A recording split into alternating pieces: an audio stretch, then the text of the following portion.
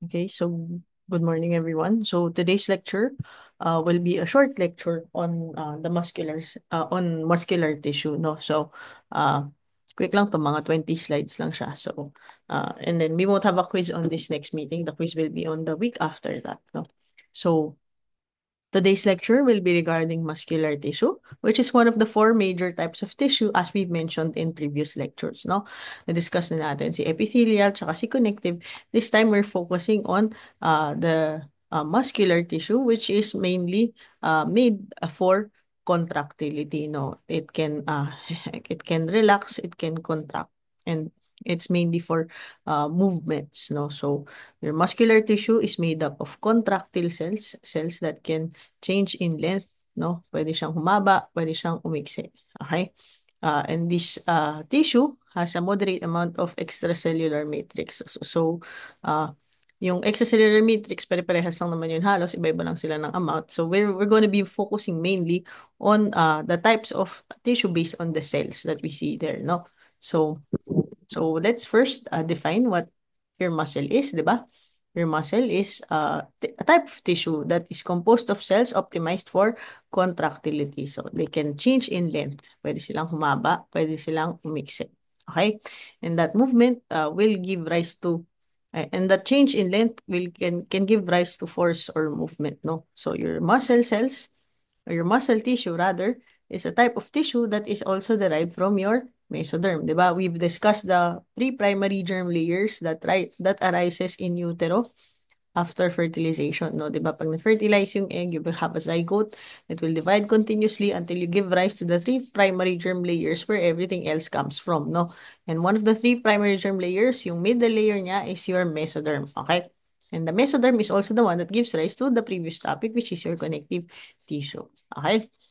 So, yung mesoderm na yun, di ba, it migrates to other tissues, it migrates to the muscle. So sa may areas of our skeletal system, sa may heart natin, it migrates to visceral organs. No? So, it migrates to different parts of the body and gives rise to muscle tissue. Okay? So, your muscle, being a special type of tissue, meron din tayong ginagamit na prefixes in order to refer to the specialized organelles we find in this type of tissue. And we use the prefix sarco. Okay, so sarco, gagamitin natin siyang prefix for all things, for all the organelles when we are referring specifically to a muscle cell. No, for example, you have a muscle cell, it has a plasma membrane. So what do you call the plasma membrane? You call it the plasma lima, di ba?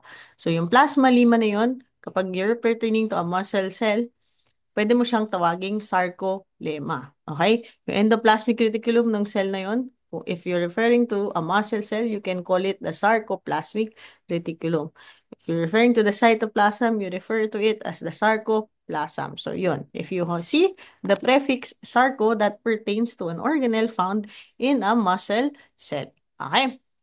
So, anong special characteristic itong muscle cells natin? Since they are optimized for contractility, and that is because they contain several important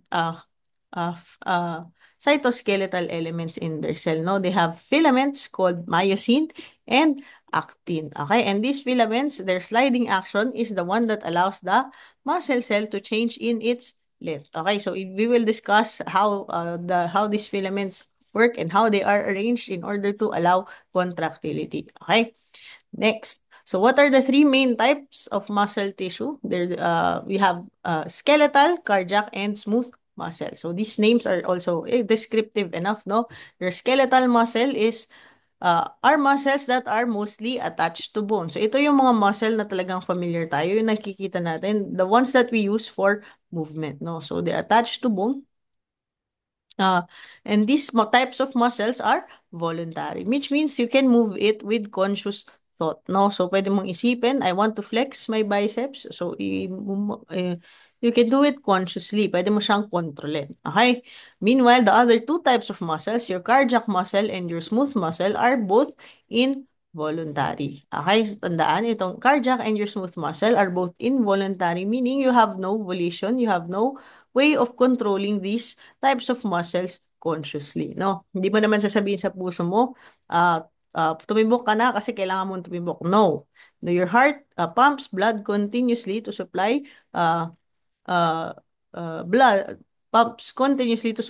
throughout your body, no? So, hindi naman siya under voluntary control. Kasi imaginein mo kung under voluntary control yung cardiac muscle mo, tapos nakalimutan mo siyang patibukin, edi namatay ka na, no? So this process of making your heartbeat is involuntary, and it's better that way, no? Para hindi yung malingat ka lang, bigla ka na lang namatay dahil nakalimutan mong patibukin yung puso mo, no? So it's something that happens without you thinking about it. It's involuntary. Okay? So, as the name implies, it's found in the heart, cardiac, di ba? Cardiac refers to the heart. So, the cardiac muscle is the muscle that you see in the layers of the heart, dun sa talagang bulk of the heart natin. Kasi your heart serves as a pump that moves blood throughout your body. No? So, yung heart natin, pump siya. And that pumping is thanks to the contractions being done by the cardiac muscle. Okay? Next, you also have your smooth muscles. So, itong smooth muscles naman na to are muscles found in the visceral organs as well as soft tissues and your blood vessels. No? Your samples of your visceral organs, of course, yung mga organs mo of the digestive tract. Some of the linings of your respiratory tract also has smooth muscle. Your genitourinary tract, reproductive system also has smooth muscle. No? Pati yung linings of our blood vessels, so when they change in diameter, meron silang smooth muscle, no, that they utilize in order to constrict or dilate the blood vessels. Okay? So those are the three types of your muscle, and we will now discuss them one by one. So of course, let's start with your skeletal muscle. No, so your skeletal muscle are made up of long, cylindrical, multinucleated contractile cells. Ano, isa-isahin natin. So mahabang cells sila that are shaped like cylinders. Okay? So, para silang cylinder. Paano ba i-drawing ng cylinder? Parang ganyan. Okay, so para siyang cylinder. They are also multi-nucleated. Marami siyang nucleus. Bakit ganito yung shape ng ating skeletal muscle? That has something to do with how your skeletal muscle develops, no? 'Di ba? Sabi natin, your muscle tissue arises from the mesoderm. From mesoderm, magiging mesenchymal cells that migrate to different sites, eventually giving rise to your myoblasts. Okay? The myoblasts align and fuse together in order to form myotubes. Ito yung myotube natin. No? So, nagpo-fuse sila na nagpo-fuse. Kaya, dahil nag-fuse sila, yung mga pinag-fuse mo na cells, they have their own nucleus. Kaya itong mga skeletal muscle cells natin are multi-nucleated, no? And then, as myotubes eventually, all of these fuse together to form your muscle fiber. Okay? So, uh, so, So, a small part of your myoblast population end up being satellite cells. So, itong satellite cells naman are accessory cells or parang supportive cells of your muscle tissue. And their role is for developing new external lamina, yung surrounding substance ng muscle natin, as well as they also help in muscle repair following injury. Okay? So, parang for regeneration of damaged muscle tissue. Okay? Pero ang main character natin dito, of course, is your muscle fiber, ating myofibril. This is your muscle cell. Okay? So, ano itsura ng ating cells? They are multi-nucleated and the nuclei are elongated. So, pahaba yung mga nuclei niya. As you can see here in this diagram, in this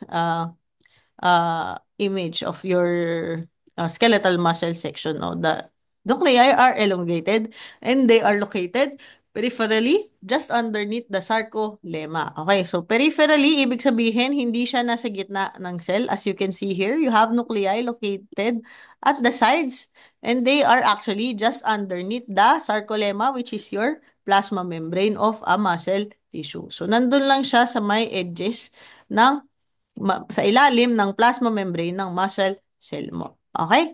These skeletal muscle cells are organized by thin layers of collagenous supporting tissue. So, para siyang nakabungkos na muscle fibers. And then, these muscle fibers are bundled together by collagenous supporting tissue. Okay? So, para siyang uh, binabundle, no? So, ito yung organization of your skeletal muscle. Actually, it has many different layers, no? So, you have your muscle fiber, di ba, arising from your individual muscle cells. Pag pinagsama-sama mo sila, you form a muscle fiber. And the muscle fiber is then surrounded by a type of connective tissue that is loose areolar connective tissue. And you call that endomysium. Okay? So, yung muscle fiber mo is made up of many muscle cells, pinagsama-sama. Pag pinagmukos mo yung muscle cells mo, you form the fiber, and the fiber is surrounded by loose areolar connective tissue called endomysium. Okay? Next, you have your muscle fiber. Pag pinagsama-sama mo naman yung maraming muscle fiber, you form something called a muscle fascicle. Okay? You call it a muscle fascicle. The muscle fascicle is held together by dense, irregular connective tissue. Dense, irregular connective tissue. Okay? So, muscle fascicle is surrounded by dense, irregular connective tissue known as perimysium. Okay? So, fascicle is surrounded by perimysium. Okay? Next, you have a number of fascicles bonded together. Pag pinagsama-sama mo lahat ng fascicle, you will form eventually an entire whole muscle. Okay? So, pag buong muscle na, it is also surrounded by connective tissue, particularly dense, irregular connective tissue. Parehas sila ng perimysium na dense, irregular connective tissue. Okay? And you call that connective tissue layer as your epimysium. Okay? Above that epimysium, it is also covered by overlying fascia. No? Yung tinatawag nating deep fascia that overlies the epimysium. So, para siyang may covering ka na, nilagyan mo ng pangalawa. Para ka nag-double bag. No, ganon. So, your deep fascia is continuous with joint connective tissue. Yung tinatawag nating myotendinous junction. Para seamless yung connection niya with the bone. Okay? So, tandaan the layers of your the organization of your muscle fibers, no? You have muscle fibers, they're held together by endomysium, which is loose areolar connective tissue. Put muscle fibers together, you form a fascicle. They are held together by dense irregular connective tissue known as perimysium. And then when you put your fascicles together to form your whole muscle, you surround it with dense irregular connective tissue. You call that epimysium. Okay? So, ganun yung itsura nun. So, here is a diagram of your image ng under the microscope of your muscle, ano. So, this one, let's zoom it in para makita natin ng mas malinaw. Okay? So, this one, these pink spaces, your muscles appear as eosinophilic or pinkish underneath light microscopy if you have a routine histologic sample, no? So, they're eosinophilic. Itong mga to, these are muscle fibers, no? Surrounding your muscle fibers are your endomysium, di ba? Sabi natin, endomysium surrounds the muscle fibers. If you have a group of fibers held together by connective tissue, in particular dense irregular connective tissue, the one that surrounds your fascicles are your perimysium. Okay, the one that surrounds your fascicles are your perimysium. And then, when you put fascicles together to surround the whole muscle, the surrounding connective tissue is referred to as an epimysium. Okay, so endo from the inside, peri, and then epi. Okay. So another image over here showing your fascicle in the organization, no? So sabi natin, the pinkish areas are your eosinophilic muscle cells. You can also see in this specimen, di ba, yung mga nuclei ng muscle cells natin. Di ba, sabi natin, the nuclei are, your skeletal muscle rather, is yung multinucleated and the nuclei are located just beneath the sarcolemma. So makikita nyo dito in this section na talagang nasa periphery lang sila ng cells. Hindi sila nakalagay dun sa gitna ng muscle cell mo. So the nuclei are located peripherally just underneath the sarcolemma. Anyway, these pink ones are your muscle fibers, no? Sabi natin, the connective tissue surrounding your muscle fibers are your endomysium. So itong white areas na to is filled are made of endomysium. Okay? Endomysium surrounds your individual muscle fibers. Okay? When you put the fibers together and surround it with connective tissue, that connective tissue is now referred to as perimysium. Okay? So, itong mga inaano ko, perimysium. These pink ones. Okay? And then, if you put all the fascicles together to form an entire muscle, the surrounding connective tissue is now referred to as epimysium. So, okay, this epimysium is dense, irregular connective tissue similar to your perimysium. No? So, endomysium loose, epi is dense, irregular. Okay? So, yun yung organization ng muscle fibers natin.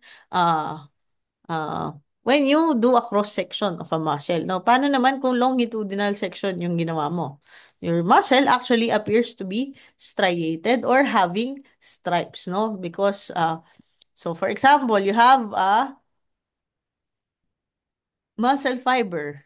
Your muscle cell is cylindrical in shape.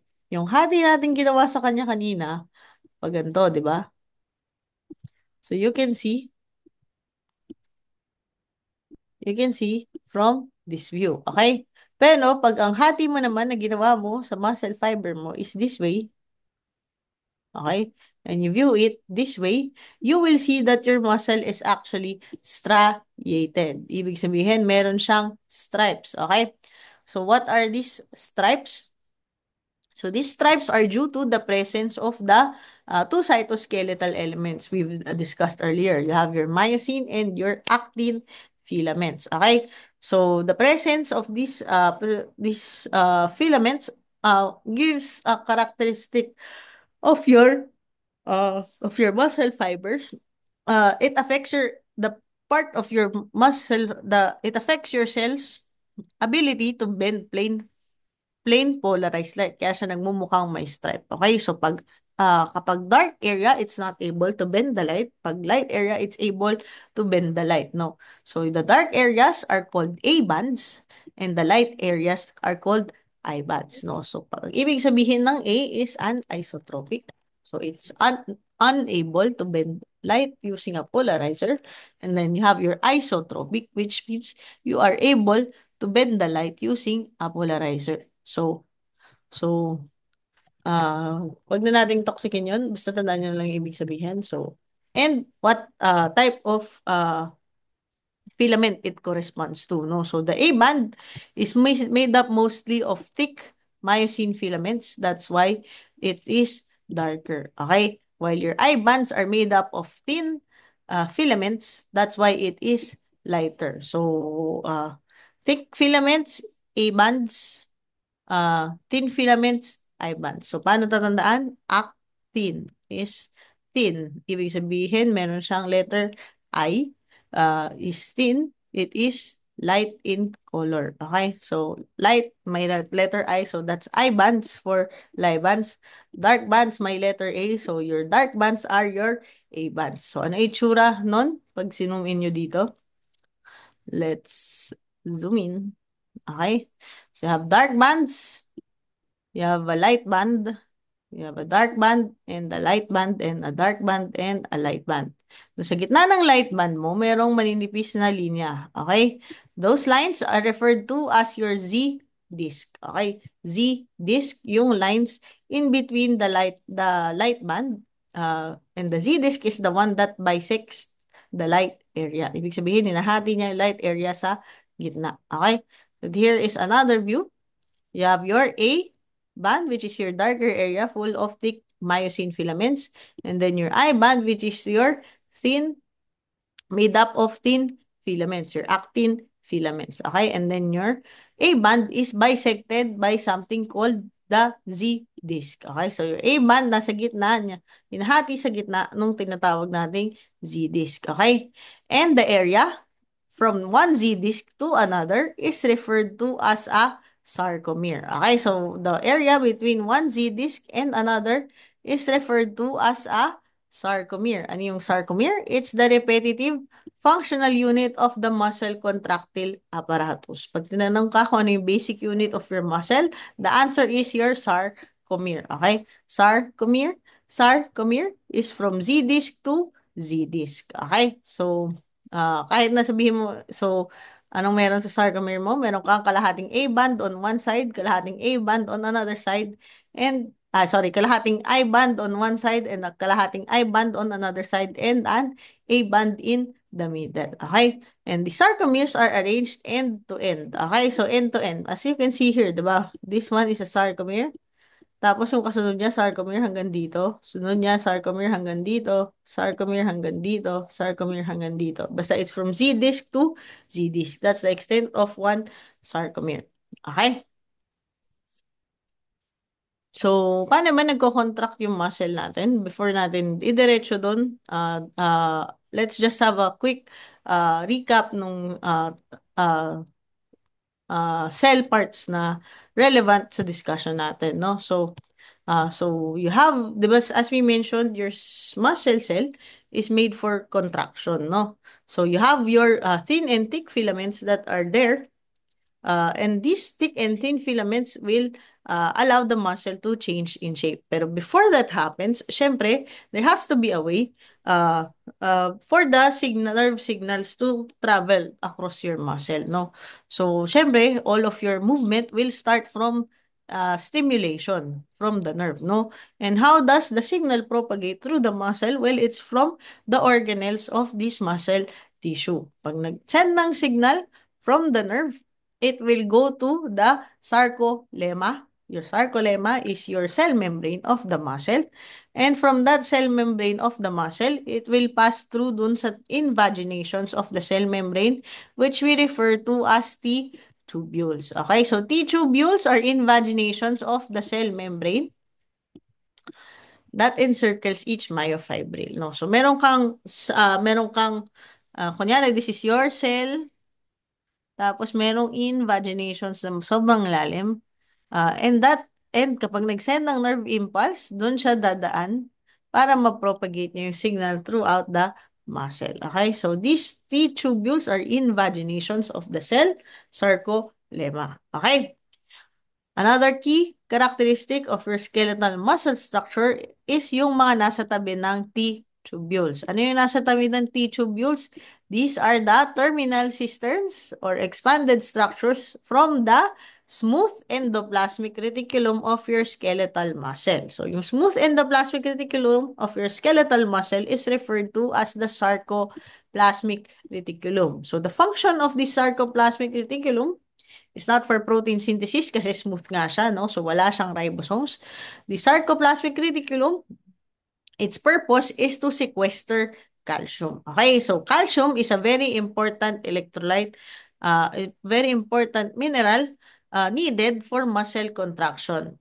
Muscle contraction will not occur unless there is the presence of calcium. Okay? So, ano nangyayari before muscle contraction? Your sarcoplasmic reticulum is the one that collects calcium. Okay? Magko-collect siya ng calcium para pag kailangan ng mag-contract, meron siyang i-release na calcium in order to trigger muscle contraction. Okay?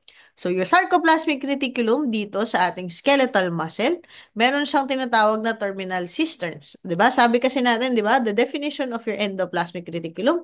Your endoplasmic reticulum is a complicated network of membranous intercommunicating channels called cisterns. So, cisterns para siyang group ng mga kuweba, no?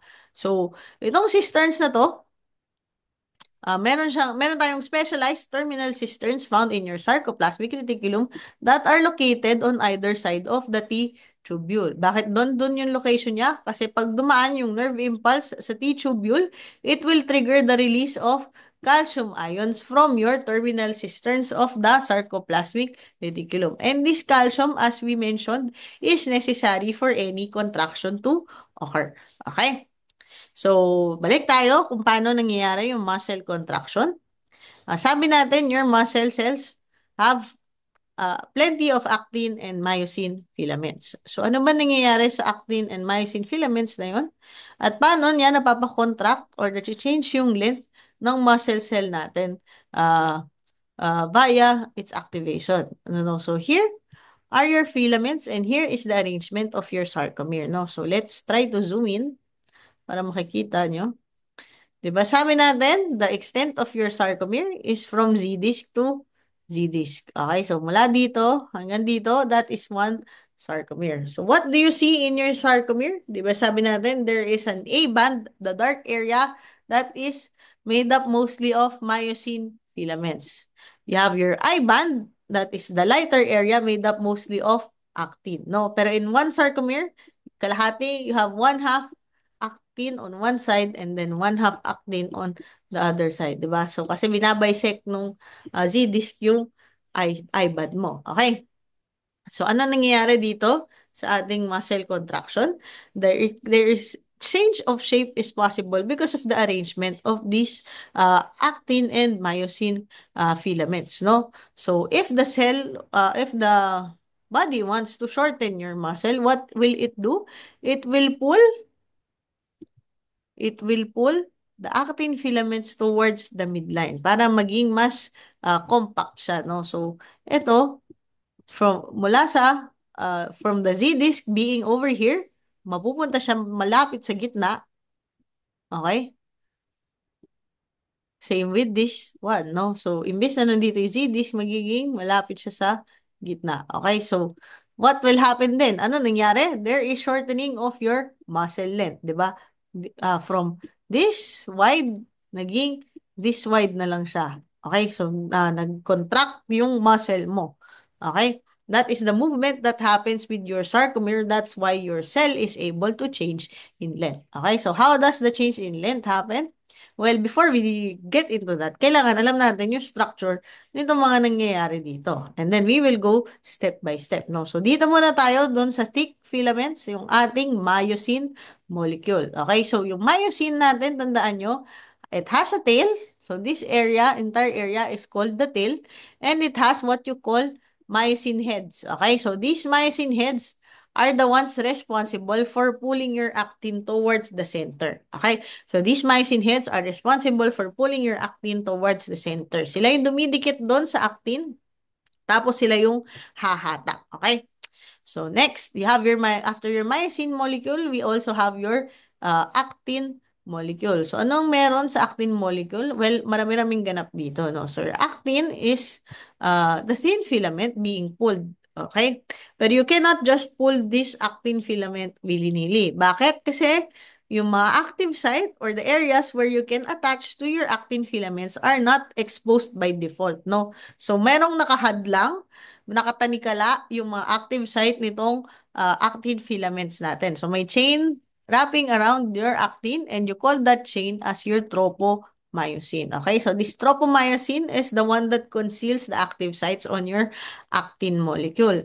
So anong nangyayari? Paano natatanggal tong tanikala na to? Well, there has to be the presence of calcium. Okay?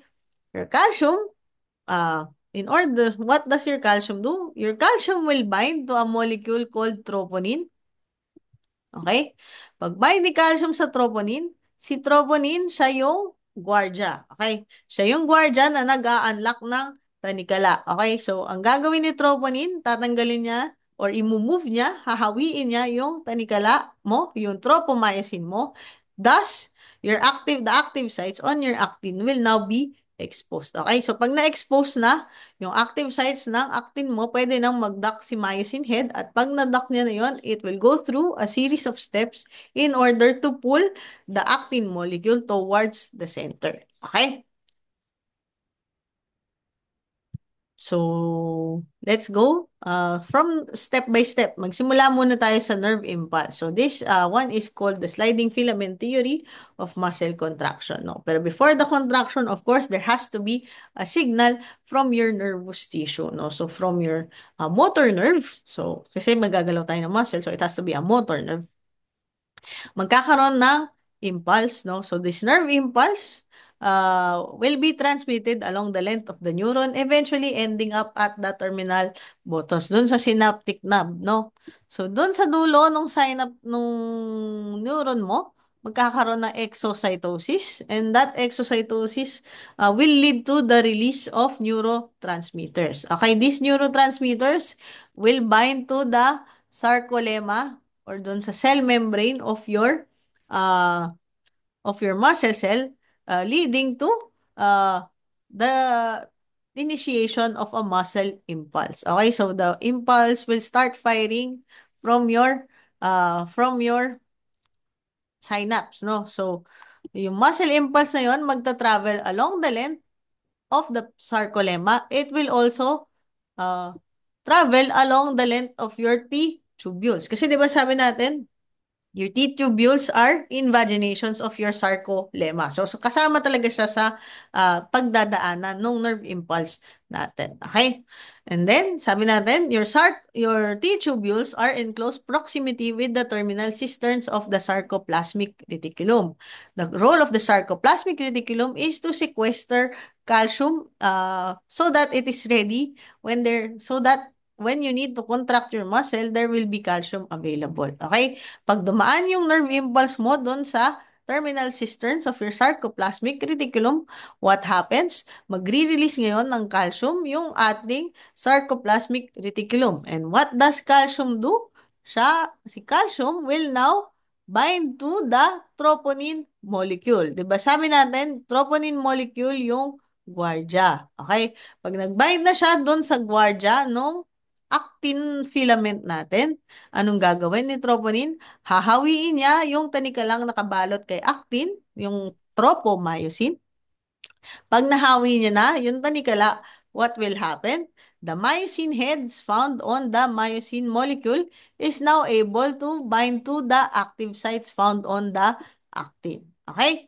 Pag nakabind na sila doon, you form something called cross bridges. So, ito na yung cross bridging cycle na tinatawag natin. No? The myosin heads will attach to the exposed active sites to form cross bridges. Okay? Next. What happens after the binding? Well, your myosin heads will pull, of course, your actin towards the center, di ba? So, hihilahin niya papunta sa gitna ng sarcomere mo. Paghatak niya, what happens? The ATP binds to your myosin heads in order to hydrolyze and detach. Okay? So, pag na-detach na ngayon, yung myosin heads mo from the cross-bridging, what will happen next? Dahil free na siya from binding, pwede na siyang lumipat sa ibang active site. Okay, so this myosin head will now bind to an active site further along the line. No? So parang hahatakin niya ng hahatakin yung actin molecule mo hanggang madulo siya papunta sa center. Okay, so your myosin heads will detach via the use of ATP. And once it's detached, what will happen? It can now bind to another active site and then pull again. Okay? So pag na-pull niya na ulit, papunta sa gitna, what will happen? ATP can bind again in order to detach it, undergo hydrolysis. ATP can bind and undergo hydrolysis again in order to detach your myosin heads. Pag na-detach niya na, ano nang pwedeng mangyari? Pwede rin siyang mag-bind sa bagong active site. Okay? Pag nakabind na sa bagong active site, pwede niya na ulit hatakin. Pag nahatak niya na, ATP binds and gets hydrolyzed in order to detach the myosin head again. Tapos pag na-detach niya na ulit, anong mangyayari? Pwede na siyang mag-bind sa bago. So that is the repetitive cycle of your binding, your cross-bridging, and your release, no, from your myosin head to your actin molecule. Okay, so when does this cycle stop? The cycle stops when there is no more calcium. Okay, kailan nawawala yung calcium? Pag tumigil nang mag-release yung sarcoplasmic reticulum. At kailan siya titigil? Kapag wala nang nerve impulse firing from the neuron. Okay, so uh, when the impulse ends, of course, the sarcoplasmic reticulum will start resequestrating your calcium molecules, your calcium atoms. Uh, uh, and uh, and your calcium atoms, now that they're sequestered, wala na sila doon sa troponin mo. So dahil nawala na sila sa troponin, your troponin will go back to its usual configuration. Hahatakan niya na ulit yung tanikala, ibabalot niya na ulit kay actin molecule. Therefore, there will be no cross-bridging happening from that point forward. Okay? So, ano nangyayari sa muscle contraction? Para madaling ma-visualize, another image over here, you can see. 'Di ba? Kapag nag-cross-bridging ka, ang gagawin, hahatakan niya yung thin filaments towards the center. Eventually, it becomes like this. So, you can see there is a change in the length of your sarcomere. So, that is what happens when your muscles contract. Kaya yung muscle cells natin are able to change in length uh, because of this arrangement of your thick and thin filaments. Okay? Okay, so your muscle cells have different types. Your muscle fibers, rather, have different types. You have slow oxidative, your fast glycolytic, as well as your fast oxidative glycolytic, which is a combination of the two. So the first one is your slow oxidative, no?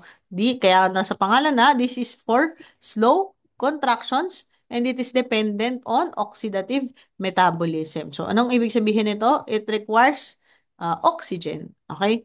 In order to provide energy. Kasi when you are making energy, as you will discuss in your biochem, no?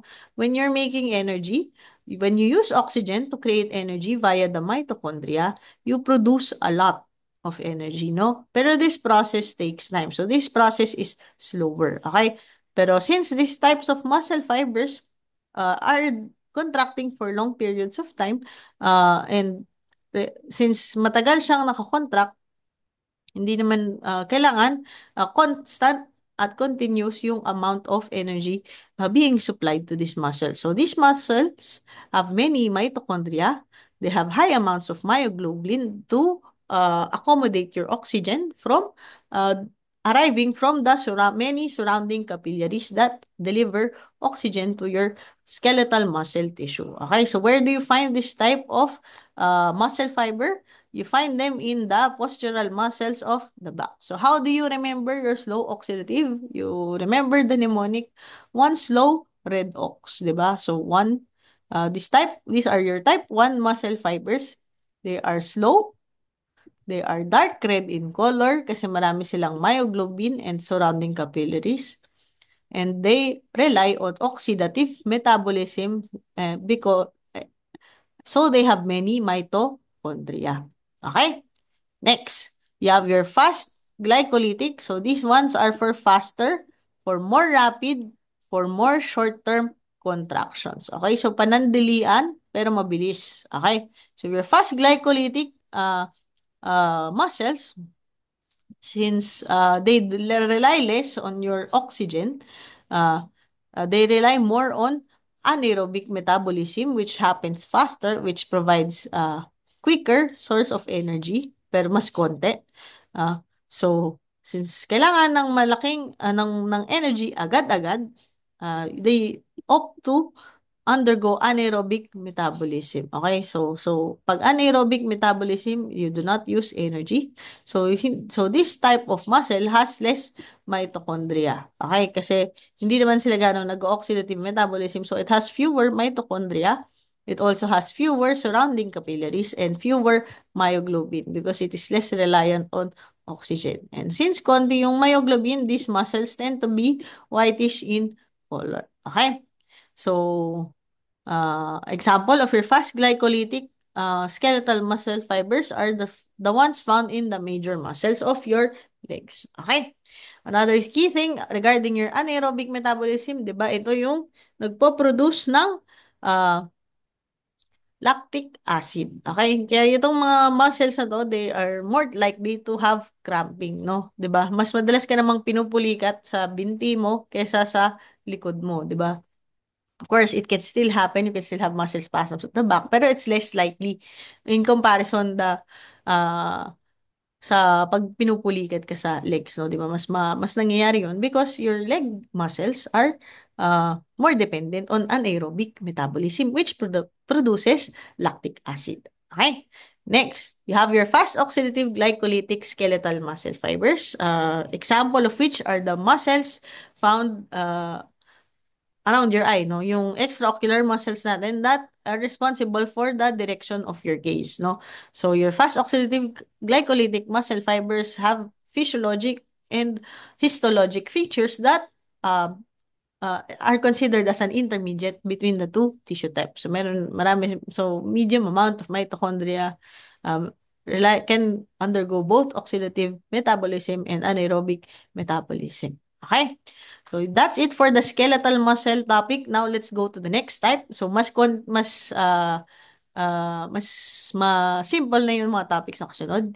You have your cardiac muscle. So your cardiac muscle is also striated muscle. Kasi kanina, di ba, may striations because of the presence of I and A bands. So itong cardiac muscle natin, ganun din. Meron din tayong presence of A and I bands, meron din tayong sarcomeres. The arrangement is very similar to your skeletal muscle tissue, pero the key thing here is that the fibers are arranged in series at interdigitating regions called intercalated discs. Oh, so pag may narinig nyo yung term na intercalated disc, that is already referring to your cardiac muscle. Okay? Another key characteristic of your cardiac muscle is that its cells are branching. Okay? Hindi siya kagaya nung sa skeletal muscle that you have fibers that are organized at different levels. Excuse me. So, hindi siya kagaya doon, no? Here, you have the cells themselves are branched and their nucleus is only one. Uninucleated yung ating cardiac muscle. The nuclei are centrally located. In contrast to your skeletal muscle that have peripherally located multiple nuclei. No? Dito, uninucleated, centrally located nuclei in the cells that have branching. Okay? So, and ganito yung itsura ng cardiac muscle natin in diagram para madali nyo maintindihan. The cells have branching. They're connected to the next cells via intercalated discs and the nucleus is in the middle. Okay? Another key thing to remember, maraming capillaries sa ating cardiac muscle because the cardiac muscle, of course, being active 24/7, beating and contracting all throughout your lifetime, kailangan nyo ng maraming blood supply. Okay? So, ano ba tong intercalated disc na naka-highlight dito? So, itong intercalated disc actually is the point of connection between two adjacent cardiac cells, no? Cardiac muscle cells, rather, no? So, kapag may dalawa kang cardiac muscle, pag pinagdugtong mo sila, yung pagitan nila is an intercalated disc, okay? So, para siyang joint in between your cardiac muscle cell na stepwise yung fashion. Okay, so ito for example is an intercalated disc. This one is also an intercalated disc. Okay, so these intercalated discs consist of many junctional complexes. No? So itong junctional complexes are found not only in epithelium, you can also find it in cardiac and your smooth muscle. No? So here in the cardiac muscle, maraming junctional complexes. No?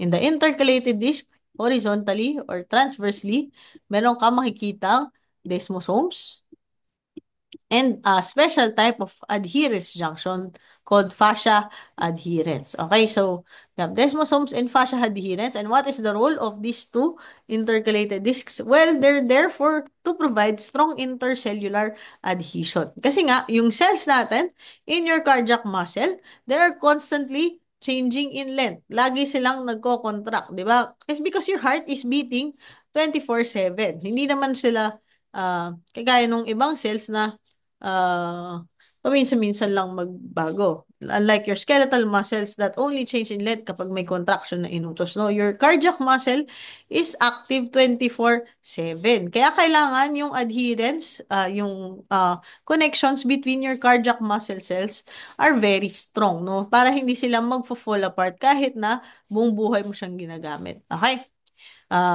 In your cardiac muscle, there are also gap junctions. And these gap junctions, the function is, of course, for intercellular communication. Diba? Kasi the beating of your heart synchronized, no?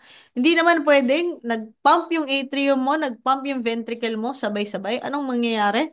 Magra-rumble lang yung dugo sa loob ng puso mo, wala silang mararating. Okay? So, kailangan, pag nag-contract yung ventricles, dapat relax yung atrium para dadaan doon yung blood. Okay? Kapag nag-contract yung atria, dapat relax yung ventricles para para marireceive nila ng matiwasay yung blood from the atrium. So, kailangan there is synchronicity.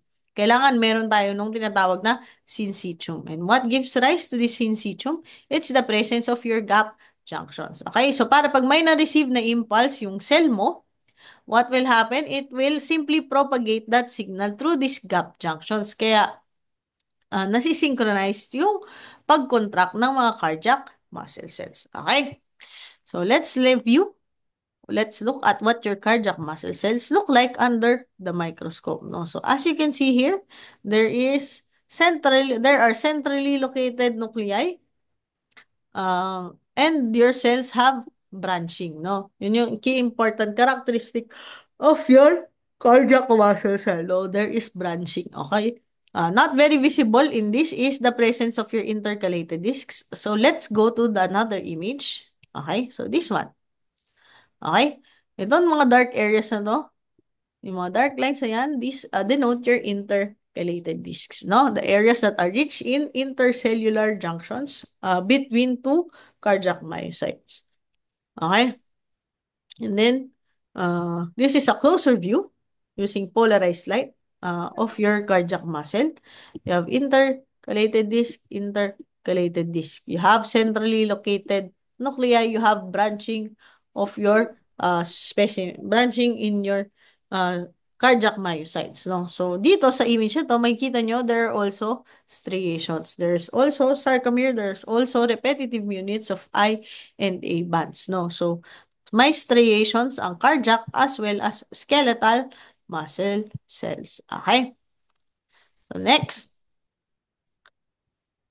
now let's go to your smooth muscle. So your smooth muscle are muscles found in your visceral organs as well as your blood vessels. And they are specialized for slow, steady contractions. So hindi kagaya ng skeletal muscle and your cardiac muscle, of course, that usually can speed up, no?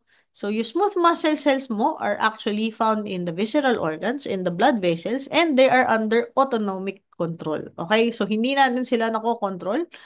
So, parehas lang with your cardiac muscle. Okay? So, what do your smooth muscles look like? They look like they're form bundles of fibers and they are made up of cells that are elongated and fusiform in shape without striations. Okay? And the nucleus is centrally located. So, ano yung arrangement ng smooth muscle mo? Well, ang arrangement niya, you have a fusiform cell over here. It has a centrally located nuclei. Naka-align yung tapering edges ng fusiform. Okay? Tapos, doon sa thicker portion of the adjacent cell. So, parang ganyan yung arrangement ng smooth muscle cell rather natin. Okay? And these smooth muscle cells are linked together by numerous gap junctions. Okay? So, they're linked by numerous gap junctions para kapag nag-send ng nerve impulse on one side of this smooth muscle, idadaan niya na lang yung signal through the gap junctions with the other side. No? So, ganun yung nangyayari sa contraction of ganun yung nangyayari sa propagation of signals in your smooth muscle cells. Okay? Pagod na kay ma'am? Sino yung nagsasalita po? Okay, so here is the appearance of your smooth muscle diagram consisting of your smooth muscle. So your smooth muscle has no sarcomeres, no? Hindi kagaya ng skeletal muscle, hindi kagaya ng cardiac muscle, no? So these muscles don't have sarcomeres, wala silang I bands, Z disc, no? Wala sila nung ganon. Ang meron dito, instead of your Z discs, you have your dense bodies. Okay? So these dense bodies are located obliquely sa may length ng muscle, ng skeletal, smooth muscle cell mo, no? For example here, this one is a dense body. This one is a dense body. Tapos meron siyang dense body. Okay? And then, the thick and thin filaments are arranged similarly dun sa sarcomere natin. Interdigitating din sila. Pero, they are attached to your dense bodies. Tapos, pag yung dense body mo, binring mo together, there will be contraction, no? So, your smooth muscle has a very different way of contracting from your skeletal and your cardiac muscle because they lack the sarcoplasmic reticulum is much rougher, they're more rudimentary, and it also lacks your T tubules. No? So wala sila nung deep invaginations of your sarcolemma. They have something else you call caveolae. No? So mas mababaw na invaginations to. Okay? Your smooth muscle is not arranged in sarcomere. Kaya wala tayong A-bands, wala tayong I-bands, wala tayong Z-disc. Wala tayong A-bands, wala tayong I-bands, wala tayong Z-disc na nag-alternate. No? So walang striations na nakikita.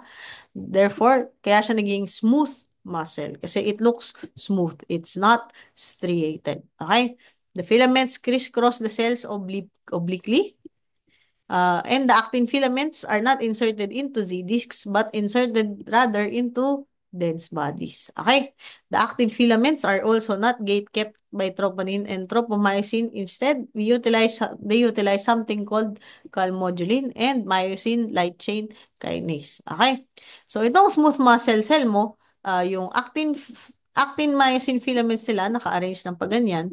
Tapos, pag nag-contract sila, syempre, parang mas-squeeze siya. So, pag tinanong ka kung ano yung contractile unit of your smooth muscle, the answer is actually the smooth muscle cell. Okay? The contractile unit of your smooth muscle is the smooth muscle cell.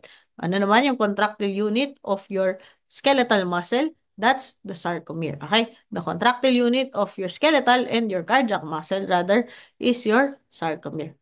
Okay? So here's a summary table of all your three types of your muscle, no? You have your skeletal muscle, your cardiac muscle, and your smooth muscle, no? So sabi natin, skeletal muscle are large elongated cells, multinucleated with peripherally located nuclei. Your cardiac muscle naman, merong branching, merong centrally located nuclei, and characteristic intercalated discs, no? Your smooth muscles, on the other hand, appear to be non-striated and fusiform in shape, and they have a single central nucleus, no? Your cardiac and your smooth muscle are both under involuntary control, and they also have junctional complexes in the form of gap junctions. Your cardiac muscle also has fascia adherents as well as desmosomes, no? The skeletal muscle does not have cell-to-cell or junctional complexes, no? So, and your skeletal muscle is under voluntary control. Okay? So that's the end of the lecture for the muscle tissue. So regarding your